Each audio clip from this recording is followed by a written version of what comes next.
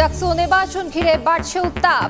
৭৩-এর মতো ভোট বানচালের শঙ্কা, বৈষম্য বিরোধীদের চক্রান্তে থামবে না নির্বাচন, বলছে শিবির। সুষ্ঠু হওয়ার আশা ছাত্র দলের।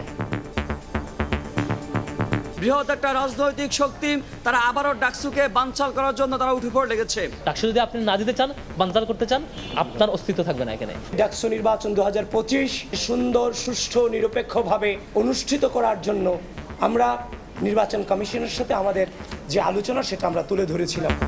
আগামী ৯ সেপ্টেম্বর ডাকসু নির্বাচনে বাধা নেই, হাইকোর্টের আদেশ আপিল বিভাগে স্থগিত। ডাকসু নির্বাচন অনুষ্ঠান করার ক্ষেত্রে সুপ্রিম কোর্টের আদেশ অনুযায়ী আর কোনো আইনি বাধা আমাদের সামনে নাই।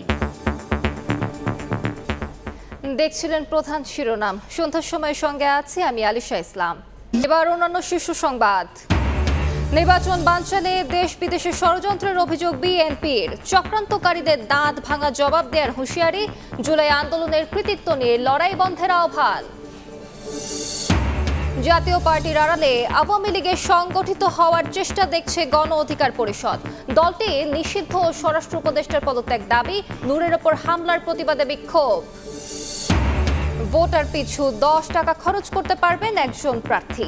কেন্দ্রে ভোট বন্ধের ক্ষমতা পেলেন প্রিজাইডিং অফিসার। আরপিও সংশোধনের প্রস্তাব আইন মন্ত্রণালয়ে পাঠালো ইসি। সিলেটের পাথর লুটে ৪২ জন শনাক্ত।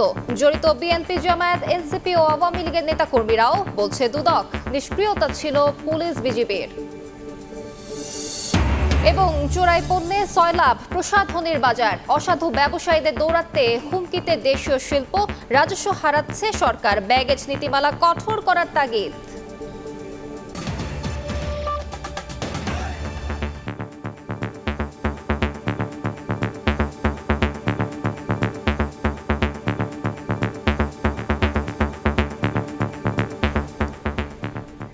ছাত্র সংসদ নির্বাচনের খবর।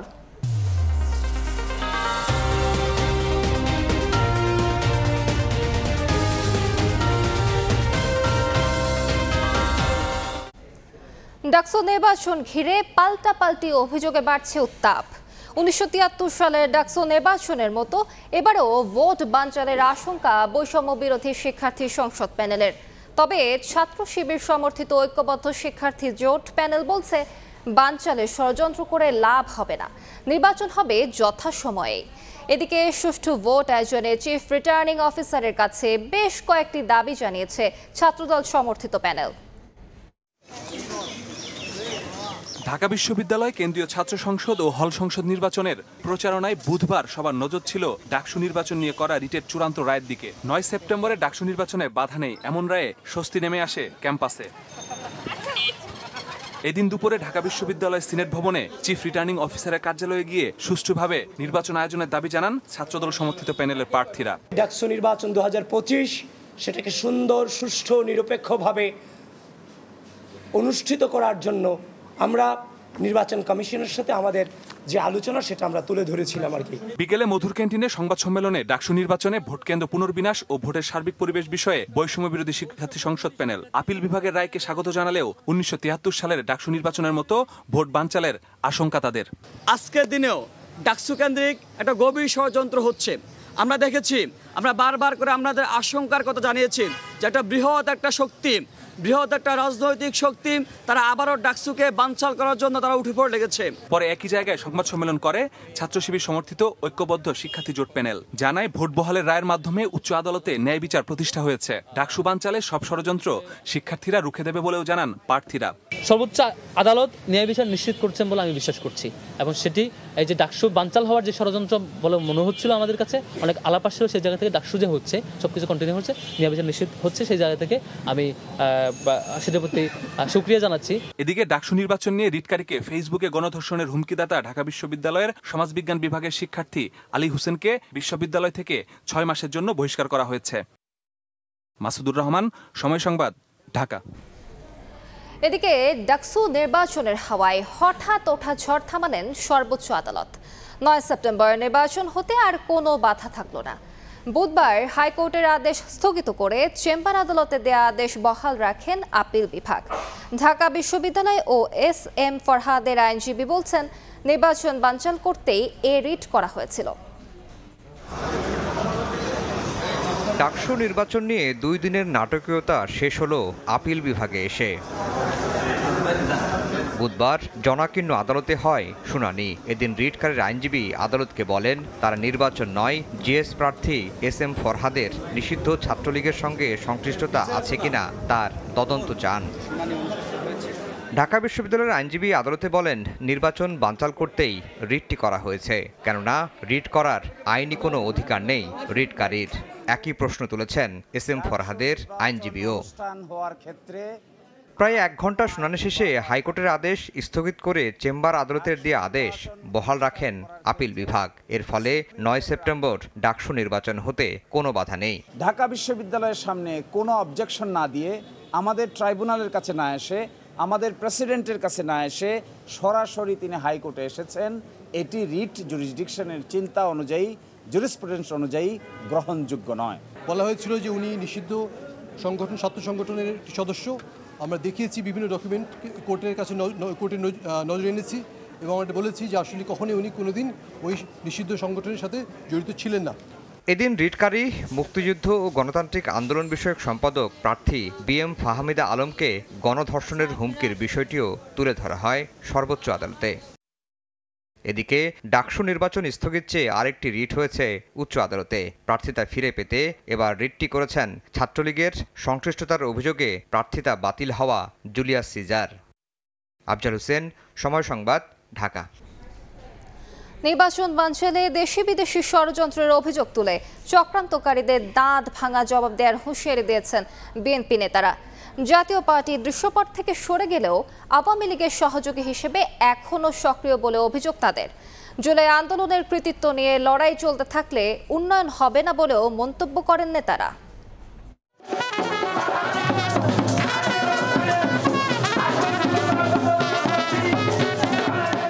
বর্ণাঢ্য আয়োজনের মধ্য দিয়ে দেশের বিভিন্ন জেলায় বিএনপির ৪৭তম প্রতিষ্ঠাবার্ষিকী উদযাপন করেছেন দলটির নেতাকর্মীরা। দলীয় পতাকা, ব্যানার ও ফেস্টুন হাতে আনন্দ র্যালি করেন তারা। বাদ্যযন্ত্রের তালে আর স্লোগানে মুখর হয়ে ওঠে দেশের বিভিন্ন প্রান্তর। দিনাজপুরের হিলিতে দিবসটি উপলক্ষে বর্ণাঢ্য র্যালির আয়োজন করে জেলা বিএনপি। দলটির স্থায়ী কমিটির সদস্য ডাক্তার AJM জাহিদ হোসেন র্যালির উদ্বোধন করে বলেন, নির্বাচন নিয়ে যারা ষড়যন্ত্র করছে তাদের কঠিন জবাব দেবে জনগণ। নির্বাচন বানচাল করার দেশীয় বা পার্শ্ববর্তী দেশ থেকে উস্কানি দিতে না পারে, সেজন্য আপনারা যেমন সবাই সজাগ থাকবেন, আমরাও সবাই সচেষ্ট থাকব। কোন ষড়যন্ত্র হলে সেই ষড়যন্ত্রকে দাঁত ভাঙা জবাব দিতে হবে। এদিন রাজধানীর বনানীর একটি হোটেলে এক সেমিনারে বিএনপির স্থায়ী কমিটির আরেক সদস্য আমির খসরু মাহমুদ চৌধুরী বলেন, অর্থনৈতিক ও সামাজিক উন্নয়নের জন্য নির্বাচনের মাধ্যমে গণতান্ত্রিক সরকার প্রতিষ্ঠায় অন্তর্বর্তী সরকারের কাজ করা উচিত। 1 বছর অ্যাকচুয়ালি বেশি সময় হয়ে গেল। আমাদের অনেক আগে নির্বাচন প্রক্রিয়ার মাধ্যমে দেশটাকে একটা ডেমোক্রেটিক অর্ডারে চলে যাওয়ার কথা ছিল। আবার এখন শুরু হয়েছে আরেক বিক্রি শুরু। এটা আরেক এটার কৃতিত্ব কে নেবে? তো বিএনপিটা আমরা তো বলছি আমরা কোনো কৃতিত্ব দিচ্ছি, এটা বাংলাদেশের মানুষের কৃতিত্ব, আমাদের কোনো কৃতিত্ব না। আমি আমার দায়িত্ব পালন করেছি নাগরিক হিসেবে। আমরা এখন সামনের দিকে যাই, এটা বেচা বিক্রির তো দরকার নেই। আমি কি করেছি না করেছি প্রত্যেকদিন বলতে থাকবো। আমরা ঐক্যবদ্ধভাবে জাতি হিসেবে একসাথে এগিয়ে যাই। ত্রয়োদশ জাতীয় সংসদ নির্বাচন নিয়ে ষড়যন্ত্র থেমে নেই। জাতীয় পার্টি এখনও আওয়ামী লীগের সহযোগী হিসেবে সক্রিয় বলে অভিযোগ করেছেন বিএনপির ভাইস চেয়ারম্যান শামসুজ্জামান দুদু। বুধবার জাতীয় প্রেস ক্লাবের সামনে এক প্রতিবাদ সভায় এ কথা বলেন তিনি। আওয়ামী লীগের সহযোগী জাতীয় পার্টি সেই জুলুমকে সমর্থন জানিয়ে তাদের সহযোগী ভূমিকা পালন করেছে। 14 দল এখন পর্দার অন্তরালে চলে গেছে, তাদের চেহারাও দেখা যাচ্ছে না, তাদের সংগঠনের কথা শোনা যাচ্ছে, ষড়যন্ত্র চলছে। কোনো অজুহাতে আগামী ফেব্রুয়ারির প্রথমার্ধের নির্বাচন ঠেকানো যাবে না বলেও হুঁশিয়ারি দেন বিএনপি নেতারা। আহমেদ সালেহীন, সময় সংবাদ, ঢাকা। জাতীয় পার্টির আড়ালে আওয়ামী লীগ সংগঠিত হচ্ছে বলেও অভিযোগ করেছেন গণ অধিকার পরিষদের নেতারা। দলটির সভাপতি নুরুল হক নূরের ওপর হামলার বিচার, স্বরাষ্ট্র উপদেষ্টার পদত্যাগ ও জাতীয় পার্টির নিষিদ্ধের দাবিতে রাজধানীর পল্টনে বিক্ষোভ করেন নেতাকর্মীরা। এ সময় গণ অধিকার পরিষদের নেতারা বলেন, নূর সহ নেতাকর্মীদের ওপর হামলা কোনো বিচ্ছিন্ন ঘটনা নয়, তাকে পরিকল্পিতভাবে হত্যার চেষ্টা করা হয়েছে। এছাড়া হামলাকারীদের দ্রুত বিচারের আওতায় আনার দাবি জানান তারা।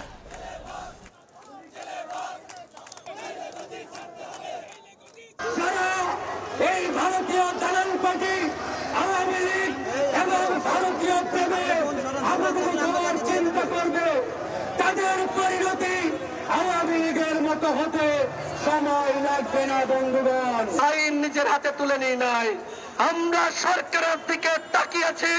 সরকার এই অন্যায় এবং হামলার কি ধরনের ব্যবস্থা গ্রহণ করে। আগামী 5 সেপ্টেম্বর রোজ শুক্রবার বিকাল 3 ঘটিকায় শাহবাগের জাদুঘরের সামনে আমাদের পরবর্তী কর্মসূচি ফ্যাসিবাদ বিরোধী শক্তির সংহতি সমাবেশ। একজন প্রার্থী ভোটার পিছু সর্বোচ্চ 10 টাকা করে খরচ করতে পারবেন। এছাড়া প্রিজাইডিং অফিসারকে ভোট কেন্দ্র বন্ধ বা খোলা রাখার ক্ষমতা দিয়ে গণপ্রতিনিধিত্ব আদেশ এর 46টি অনুচ্ছেদ সংশোধনের প্রস্তাব আইন মন্ত্রণালয়ে পাঠিয়েছে নির্বাচন কমিশন। সংবাদ সম্মেলন করে কথা জানিয়েছেন নির্বাচন কমিশনার আবুল ফজল মোহাম্মদ সানাউল্লাহ। আদালতকৃত ঘোষিত ফেরারি আসামিরা ভোটে অংশ নিতে পারবেন না উল্লেখ করে তিনি বলেন, ভোটারবিহীন কিংবা এজেন্টবিহীন নির্বাচন আর বাংলাদেশে হবে না।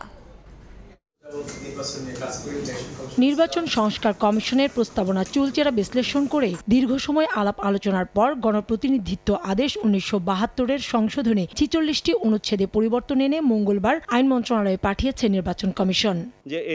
গণপ্রতিনিধিত্ব আদেশের সংশোধনে কি কি থাকছে তা নিয়ে বুধবার গণমাধ্যমে কথা বলেন নির্বাচন কমিশনার আবুল ফজল মোহাম্মদ সানাউল্লাহ। জানান, আইন প্রয়োগকারী সংস্থার তালিকায় সশস্ত্র বাহিনীকে যুক্ত করা হয়েছে। সংসদ সদস্য পদের জন্য জামানত 20,000 টাকা থেকে বাড়িয়ে করা হয়েছে 50,000। আর একজন প্রার্থী ভোটার পিছু খরচ করতে পারবেন সর্বোচ্চ 10 টাকা। পোলিং স্টেশনের তালিকাটা এখন থেকে জেলা নির্বাচন কর্মকর্তা এটা তৈরি করবেন।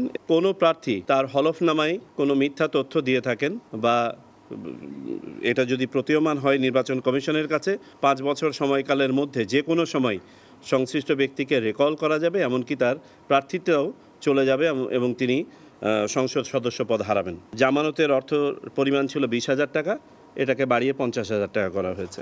যে কনস্টিটিউয়েন্সিতে যত ভোটার, এর হয় 10 টাকা পার ভোটার হারে অথবা 25 লক্ষ, যেটা সর্বোচ্চ সেটা করতে পারবে। একক প্রার্থী থাকলে সেই আসনের ব্যালটে থাকবে না ভোট। প্রিজাইডিং অফিসারের হাতে রাখা হয়েছে কেন্দ্র বন্ধ বা চালু রাখার ক্ষমতা। কার্যক্রম নিষিদ্ধ রাজনৈতিক দলের নিবন্ধন স্থগিত থাকবে ও প্রতীক সংরক্ষিত থাকবে। আর আদালতকৃত যারা ফেরারি ঘোষিত হবেন তারা নির্বাচনে অংশ নিতে পারবেন না। আদালত কর্তৃক কাউকে যদি ফেরারি ঘোষণা করা হয়, তারা নির্বাচনে অংশ নিতে পারবেন না। তাদের কর্মকাণ্ডের উপরে সরকার কোনো স্থগিতাদেশ দেয়, সেই ক্ষেত্রে ওই রাজনৈতিক দলের নিবন্ধন এবং তার জন্য রিজার্ভ যে সিম্বলটি আছে সেই সিম্বল স্থগিত থাকবে। গত 15 বছরের বাস্তবতায় ভোটারও ছিল না, যে ভোটার লাইন আমরা দেখেছি সেই ভোটার লাইনটাও সঠিক ছিল না, এজেন্টও ছিল না। ইনশাল্লাহ সেই ইলেকশন বাংলাদেশে আর হবে না। আইন মন্ত্রণালয় সংশোধনীগুলো খতিয়ে দেখার পর তা গেজেট আকারে প্রকাশ করা হবে। কাউসারা চৌধুরী কুমু, সময় সংবাদ, ঢাকা। লটারিতে ডিসি নিয়োগ নয়, জাতীয় নির্বাচনের তফসিল ঘোষণার পর মাঠ প্রশাসনে পরিবর্তন আনবে নির্বাচন কমিশন।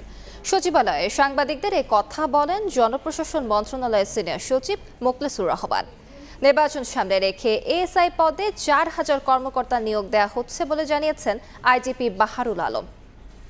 অনুষ্ঠান করে এদেশের সকল নাগরিক। প্রধান উপদেষ্টার ভোটের সময় ঘোষণার পর দেশের রাজনীতিতে আলোচনার কেন্দ্রে এখন নির্বাচন। ভোটের মাঠে টেক্কা দিতে কৌশল নির্ধারণে ব্যস্ত রাজনৈতিক দলগুলো। অপরদিকে সুষ্ঠু ও নিরপেক্ষ নির্বাচন সম্পন্ন করতে তৎপর প্রশাসন।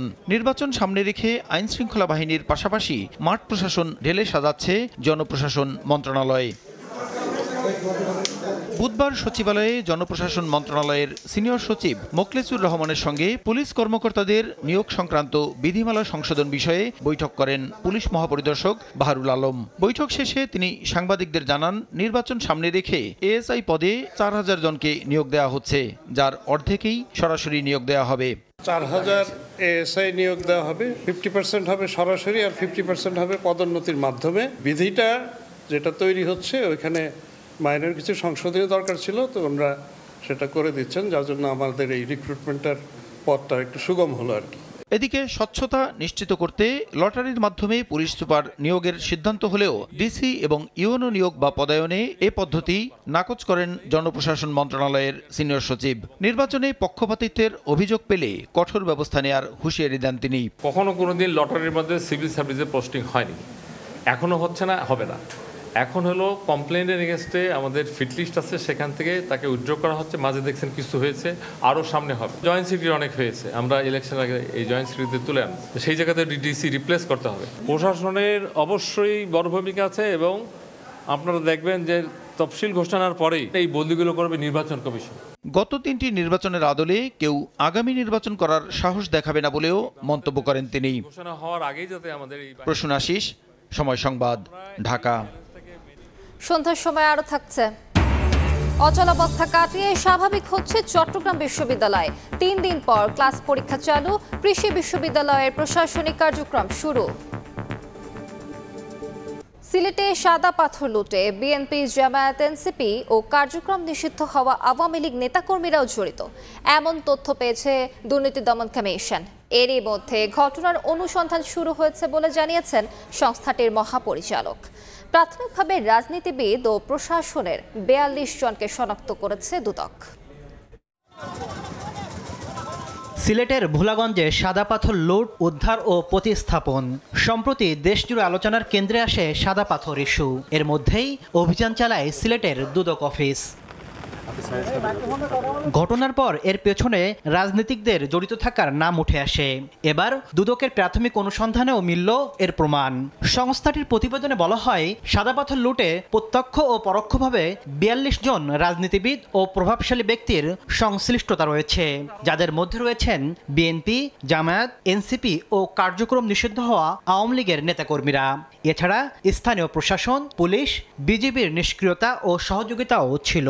যাদের বিষয় প্রতিবেদনে ইতিমধ্যে এসেছে তাদের বিষয়গুলো পুঙ্খানুপুঙ্খভাবে রেকর্ডপত্রের আলোকে যাচাই করা হবে এবং সে অনুযায়ী অনুসন্ধান প্রতিবেদনে যে তথ্য উঠে আসবে সে অনুযায়ী ব্যবস্থা নেওয়া হবে। এদিকে 75 কোটি টাকার রাজস্ব ফাঁকির অভিযোগে এস আলম গ্রুপের চেয়ারম্যানের 2 ছেলে সহ 10 জনের বিরুদ্ধে মামলা করেছে দুদক। 500 কোটি টাকার অপ্রদর্শিত অর্থ বৈধ করার জন্য 125 কোটি টাকার আয়কর পরিশোধ করার কথা থাকলেও তারা 50 কোটি টাকার আয়কর পরিশোধ করে অবশিষ্ট 75 কোটি টাকা সরকারের রাজস্ব ক্ষতি সাধন করার অপরাধ অনুসন্ধানকালে প্রমাণিত হয়েছে। মামলা হয়েছে প্রিমিয়ার ব্যাংক থেকে 102 কোটি টাকা আত্মসাতের অভিযোগে ওয়েস্ট অ্যাপারেলসের চেয়ারম্যান এএসএম আব্দুল্লাহ সহ 10 জনের বিরুদ্ধেও।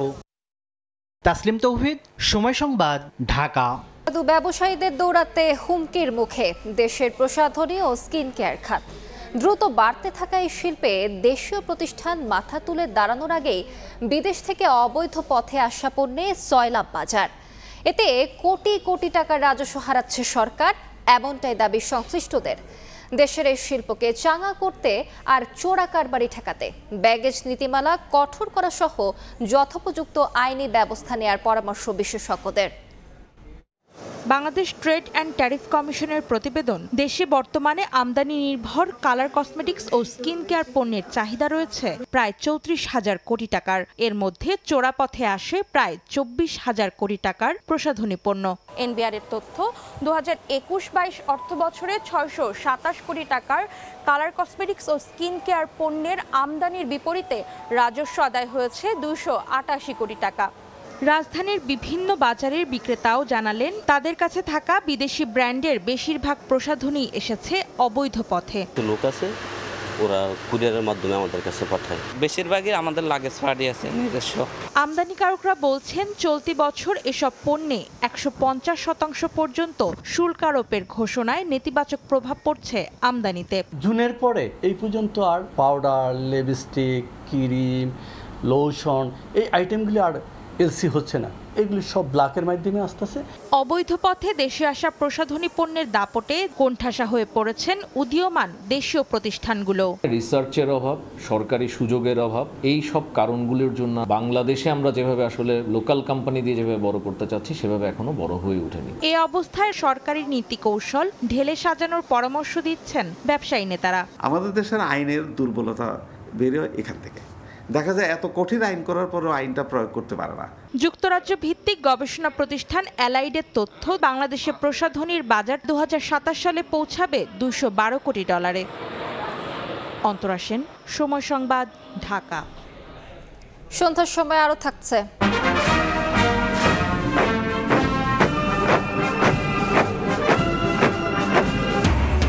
এক মঞ্চে শি পুতিন কিম, বেইজিং এ বর্ণাঢ্য কুচকাওয়াজে চীনের সামরিক শক্তি প্রদর্শন, যুক্তরাষ্ট্রের বিরুদ্ধে ষড়যন্ত্রের অভিযোগ ট্রাম্পের। শুরু করেছে চট্টগ্রাম বিশ্ববিদ্যালয় ও বাংলাদেশ কৃষি বিশ্ববিদ্যালয়। বুধবার সকাল থেকে ক্লাসে ফিরতে শুরু করেন চট্টগ্রাম বিশ্ববিদ্যালয়ের শিক্ষার্থীরা। তবে এখনও কাটেনি তাদের আতঙ্ক। 144 ধারা তুলে নেওয়া হলেও স্ট্রাইকিং ফোর্সের টহল অব্যাহত রয়েছে। শিক্ষার্থীদের ওপর হামলার ঘটনায় করা মামলায় 8 জনকে গ্রেফতার করেছে পুলিশ। এদিকে ময়মনসিংহে 2 দিন বন্ধ থাকার পর বাংলাদেশ কৃষি বিশ্ববিদ্যালয়ে সচল হলো প্রশাসনিক কার্যক্রম। এখনও শুরু হয়নি ক্লাস পরীক্ষা, তবে আজ সিন্ডিকেট সভা হওয়ার কথা থাকলেও অনুষ্ঠিত হয়নি। দেশের বাইরের খবর।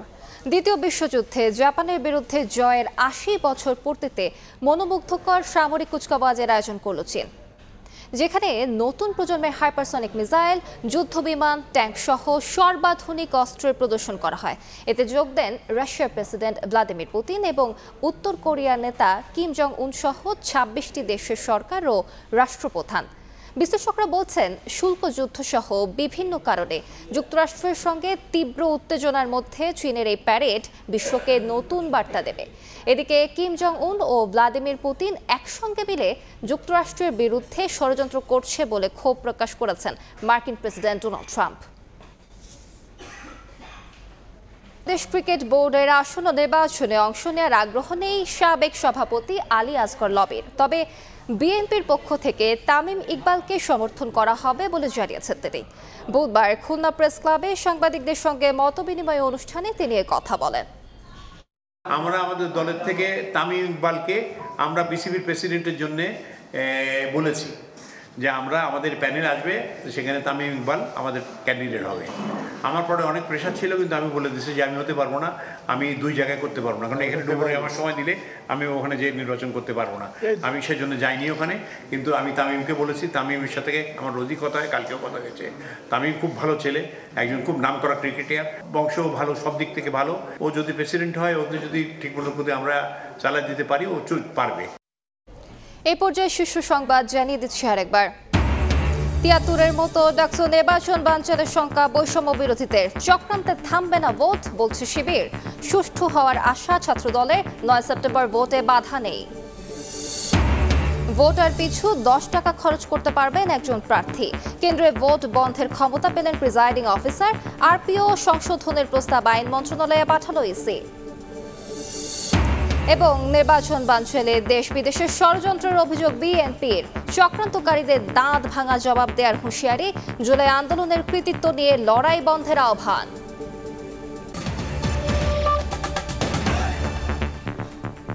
এ ছিল সন্ধ্যার সময়। সঙ্গে থাকুন সময়।